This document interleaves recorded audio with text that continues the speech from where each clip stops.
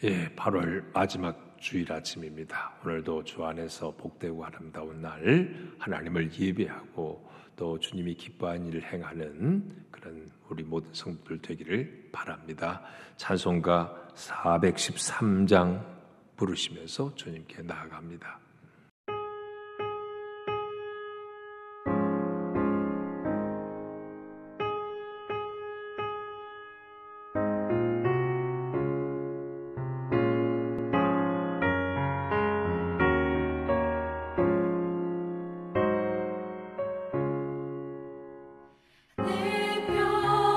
평생에 가는 길 수많아요.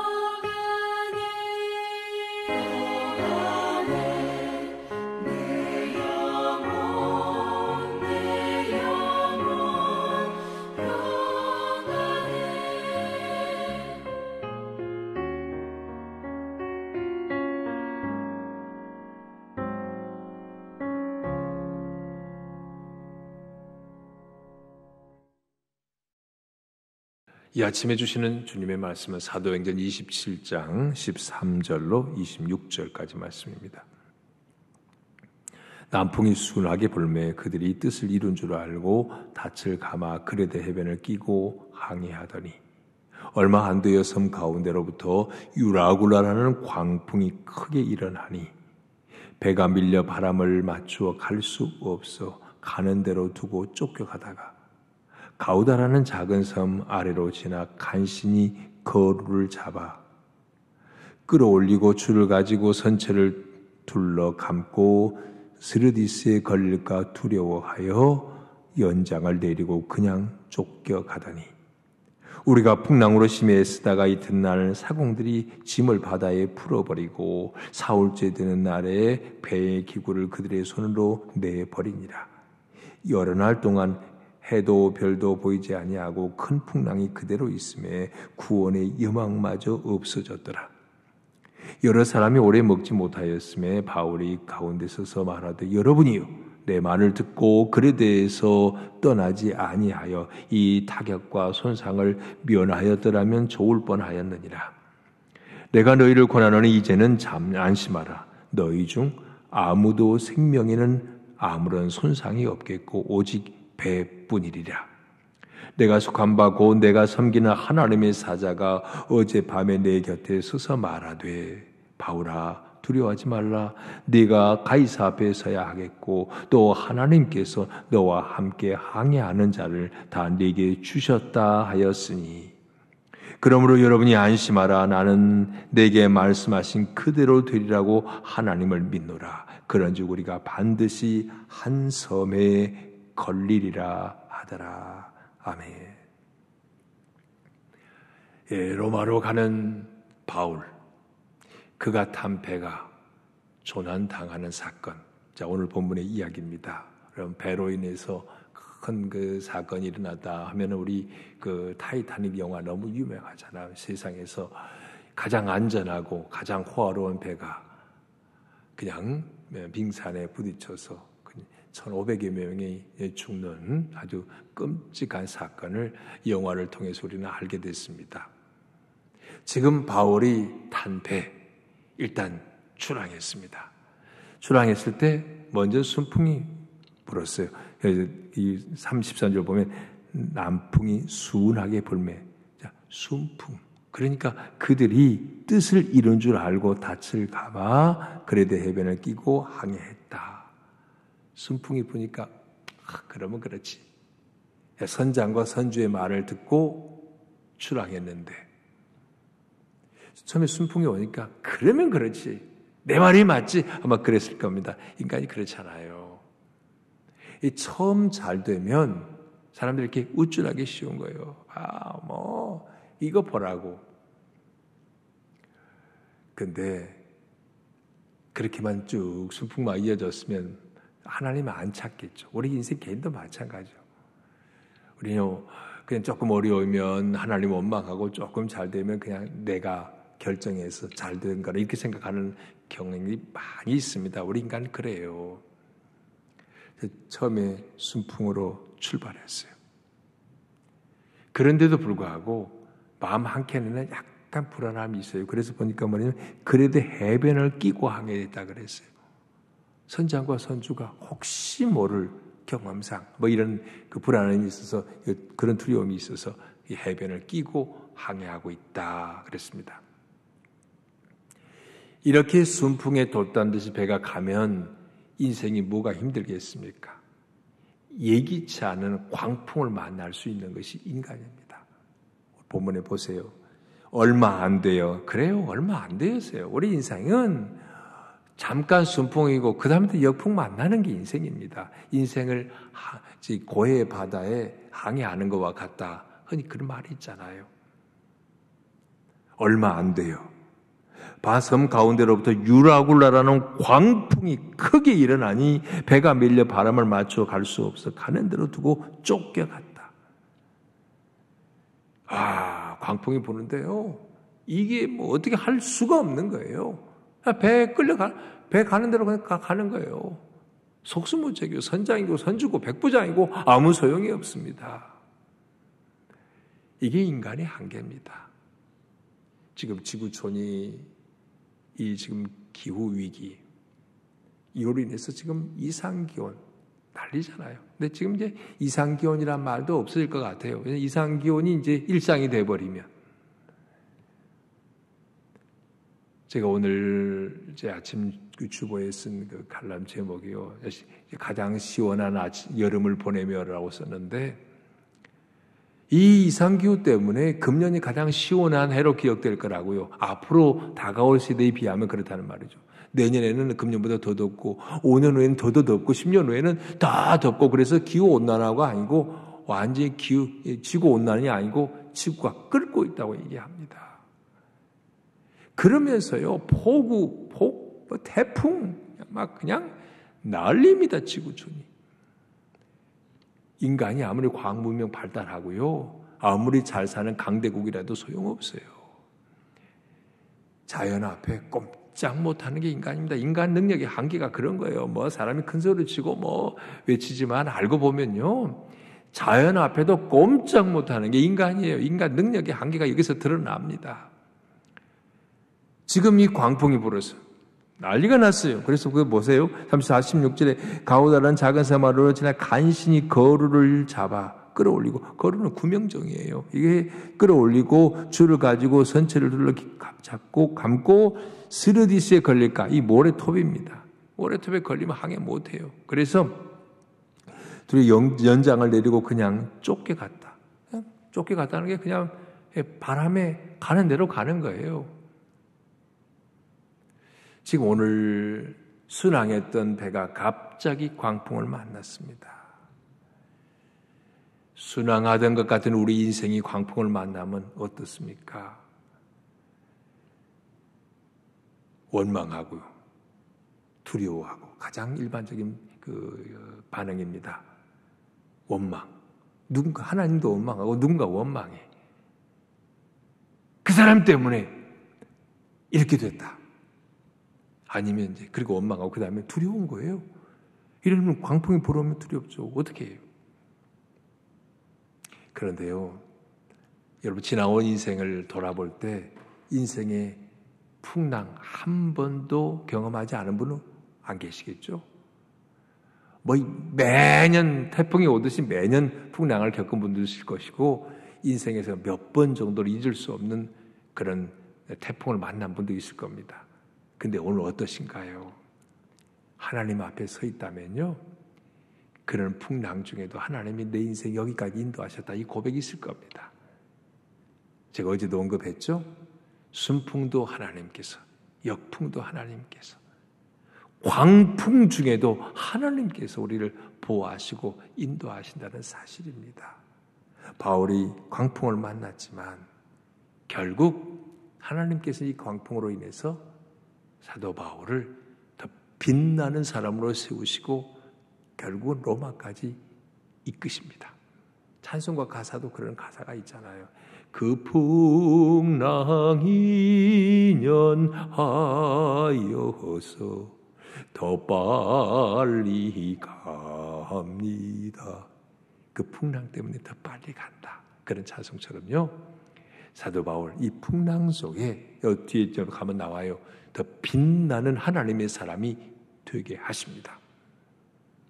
계속 보면요, 바울도 물론 이제 뭐 인간이니까 두려움이 없지 않아 있을 수는 있었겠죠. 근데 이제 보니까 이 18절 이하에 풍랑이 심하니까 배가 어떻게 되니까 사공들이 제스처를 취하면 대책을 세우는데, 18절에 보니까요, 우리가 풍랑으로 심히 애쓰다가 이튿날 사공들이 짐을 바다에 풀어버리고 사흘째 되는 날에 배의 기구를 그들의 손으로 내버리니라. 다 버렸어요. 배를 가볍게 한다고. 그리고 여러 날 동안 해도 별도 보이지 아니하고 큰 광풍랑이 그대로 있음에 구원의 여망마저 없어졌더라. 여러 날 동안 해도 안 보여, 별도 안 보여요. 그리고 풍랑에 막 난리, 그리고 먹을 것도 없고요. 이쯤 되니까 어때요? 사람들이 나 죽었구나. 바울도 사람이에요. 그도 인간적으로 두려움이 왜 없었겠어요? 바울은 예수님은 아니거든요. 예수님은 그 풍랑 있는 가운데서도 그냥 코골모 주무셨단 말이에요. 근데 바울은 그렇게까지는 못 돼요. 그럴 위인은 아닙니다. 사람이니까. 자, 그런데 그 순간에 바울은 뭐 했을까? 다른 사람들처럼 아우 나 죽었어 하고 막 그냥 호들갑 떨고 막 두려움과 공포에만 사로잡혀 있었을까? 절대 그러진 않았으리라고 봐요. 사람들이 아우성치고 비명 지르고 난릴 그 상황 속에 바울이 했던 일 짐작하고 남아 믿습니다. 사력을 다해 하나님께 기도했을 거예요. 주님 제게 약속하셨습니다. 로마에 대한 분명한 비전을 주셨습니다. 그 비전을 이루기까지 주님은 저를 붙잡아 주실 줄 믿습니다. 하나님, 이렇게 기도하지 않았겠습니까? 이 배에 276명이 타 있는데 그 밤에 그냥 아우성치는 그 밤에 바울은 어쩌면 통성으로 간절히 하나님께 기도했을 겁니다. 보세요. 21절에 여러 사람이 오래 먹지 못하였음에 바울이 가운데 서서 말하되 여러분이 내 말을 듣고 그에 대해서 떠나지 아니하여 이 타격과 손상을 면하였더라면 좋을 뻔하였느니라. 배 안에 사람들이 살 소망을 잊고 기진맥진에 먹을 것도 없고 다 죽어가요. 이 육체적으로 먹을 게 없는데다 두려움과 공포까지 몰려오니까요. 그리고 막 배가 흔들어대면 바울도 마찬가지로 배멀미도 하지 않았겠어요? 난리였을 겁니다. 아우스라다. 바울이 여기서 핵심적인 역할을 합니다. 이 배를 이끌고 가는 사람의 핵심은 이 배의 가장 그 선장, 선주 말고 황실에서 나온 파견된 직속부대의 백부장, 율리오 그런 사람들 역할 하나도 없어요. 여기서 바울이 딱 이렇습니다. 여러분들이야 하고 내 말을 듣고 그에 대해서 떠나지 아니하였다면 더 좋았을 건데 이 말만 들으면 바울도 과거 잘못된 결정에 대해서 지금 뭐 비판하는구만 이렇게 들을 수 있죠. 또 맞는 말이기도 하고요. 내 말 들었으면 이런 일 안 당했을 거 아니냐고요. 이 말만 하고 그냥 끝났다면 바울도 한 것도 아니에요. 누가 비판하고 반성하지만 대안이 없는 비판을 위한 비판은 아주 못된 거예요. 바울은 확실한 대안을 제시합니다. 희망의 대안. 그게 이제 22절의 말씀이요. 내가 너희를 구원하노니 이제는 안심하라. 너희 중 아무도 생명에는 아무런 손상이 없겠고 오직 배뿐이리라.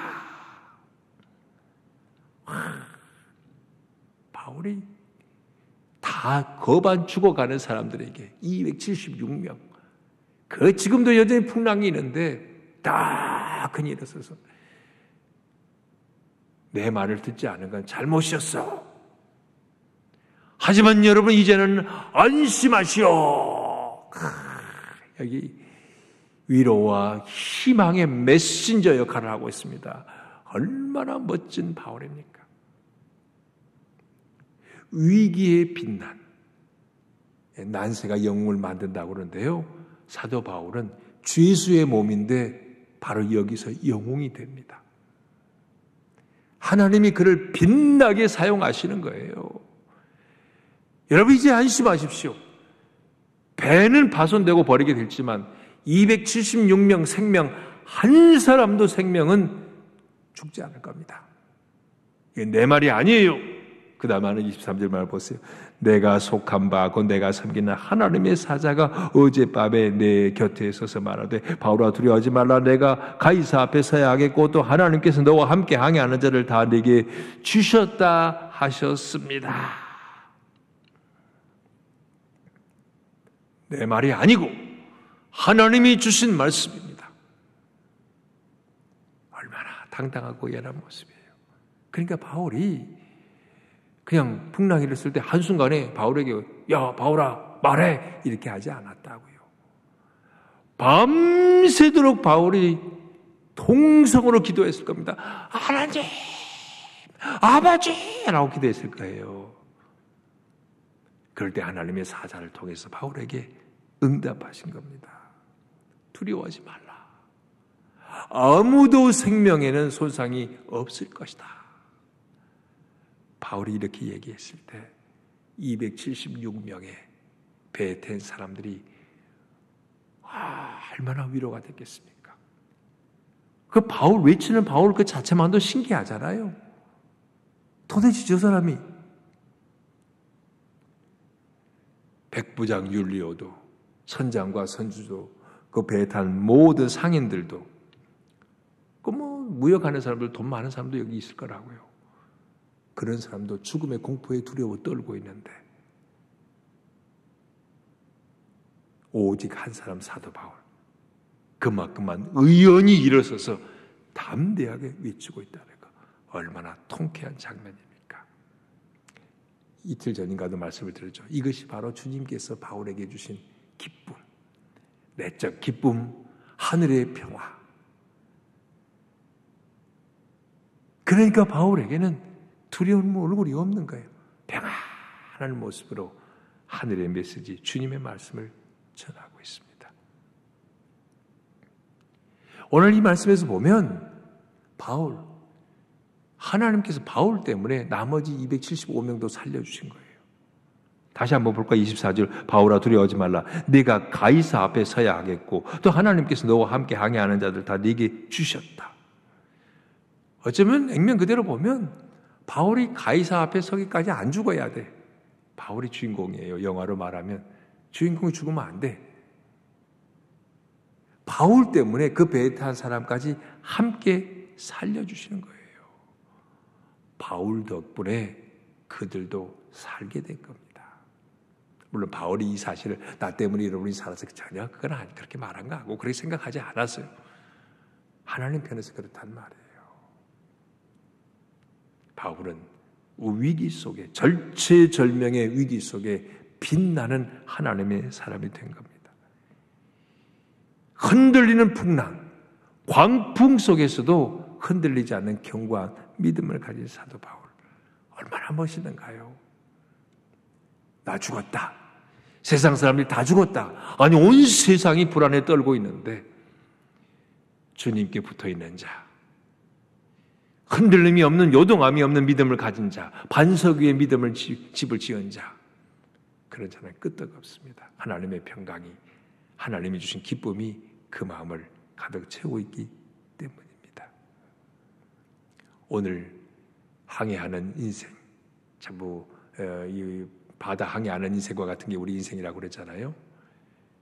항상 순풍만 있는 거 아니라고 그랬죠.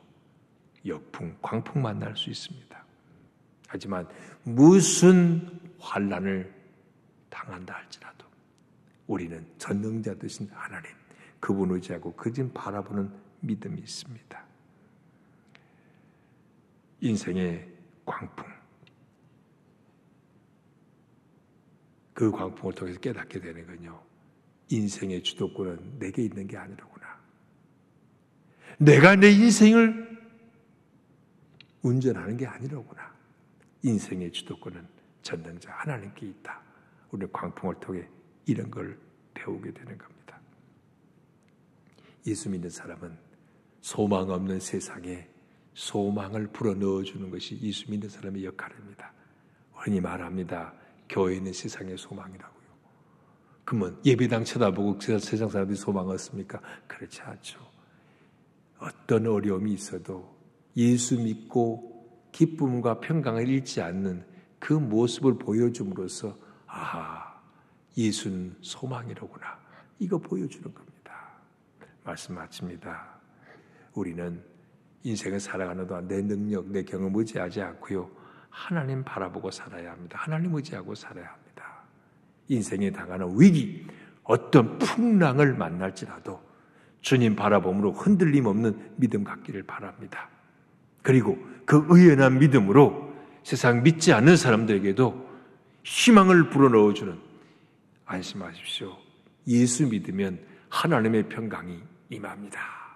이렇게 전해줄 수 있는 주님의 선한 도구로 이렇게 쓰임받는 저와 여러분 되기를 바랍니다. 주님 감사합니다. 오늘도 주일 아침 하나님을 예배하게 하시니 감사합니다. 이제 여름 휴가도 끝나고 더위도 서서히 물러가고 있습니다. 가을을 목전에 두고 있습니다. 주님, 우리 소원성에 속한 모든 성도들이 다시 예배의 자리로 더 열심히 주님께로 다가올 수 있기를 원합니다.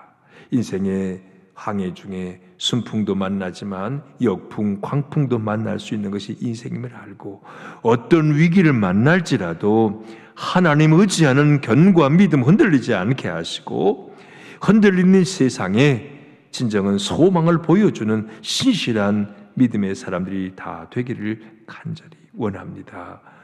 주님, 나 때문에 죽어가는 사람이 살아날 수 있다면 얼마나 보람된 일이겠습니까? 나로 인해 살아나야 할 사람이 누군지 돌아보고 그들을 위해 기도하고 그들에게 예수의 복음과 소망, 메시지를 전해줄 수 있게 하여 주시옵소서. 오늘도 온전히 하나님을 예배하고 주님 기뻐하시는 일을 행하는 복된 날이 되기를 간절히 바라오며 예수님 이름으로 기도합니다. 아멘.